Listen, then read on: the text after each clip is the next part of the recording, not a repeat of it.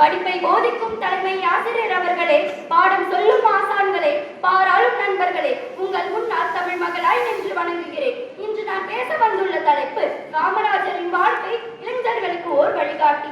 காமராஜர் என்ற பெயரை கேட்டதும் நம் நினைவுக்கு வருவது பெருந்தலைவர், கர்ம வீரர் கருப்பு காந்தி.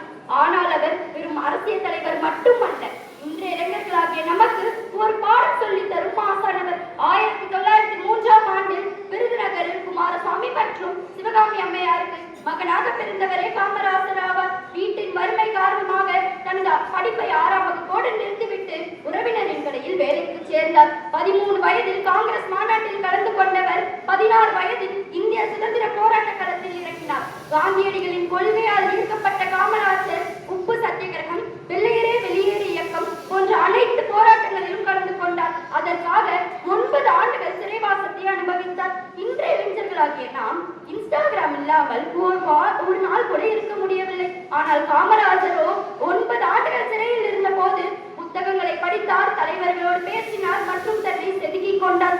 ஒரு தேர்வில் தோல்வியடைந்ததும் வாழ்க்கையே முடிந்துவிட்டது போல் முடங்கி கிடக்கிறோம்.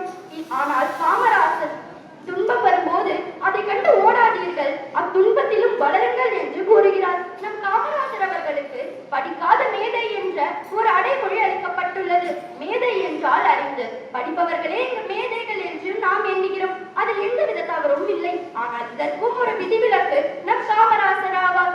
படிக்காத மேதை, இதில் என்ன ஒரு வியப்பு என்று கேட்டால், படிப்பவர்களே படிக்காதவர்களுக்கு சொல்லிக் கொடுப்பார்கள். ஆனால் காமராஜரோ தான் பெறாத கல்வியை ஏழைகள் உட்பட அனைத்து பிள்ளைகளும் பெற வேண்டும் என்று எண்ணினார். வரியற்கு ஒன்று ஈவதே ஈக என்பது திருக்குறள்.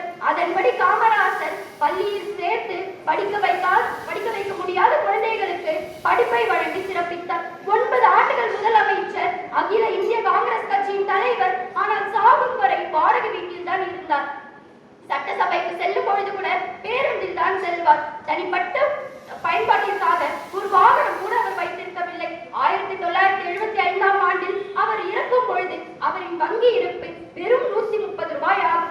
6 கதிர்வேட்டியின் சட்டையும் தான் வைத்திருப்பார். ஆனால் இன்றைய இளைஞர்களாகிய நாம் ஐபோன், காரு, லேப்டாப், பைக் போன்றவற்றை வாங்குவதற்காக அலைந்து திரிகிறோம். காமராஜர் மட்டும் இன்றுடன் உயிரோடு இருந்திருந்தார் நம்மை பார்த்து கேட்டிருப்பார், நீ தேவைக்காக வாழ்கிறாயா அல்லது ஆசைக்காக வாழ்கிறாயா? தேவைக்காக வாழ, ஆசைக்காக இல்லை என்று கூறியிருப்பார். காமராஜருக்கு பதவி மீது ஆசை இல்லை. ஆனால் வரலாற்று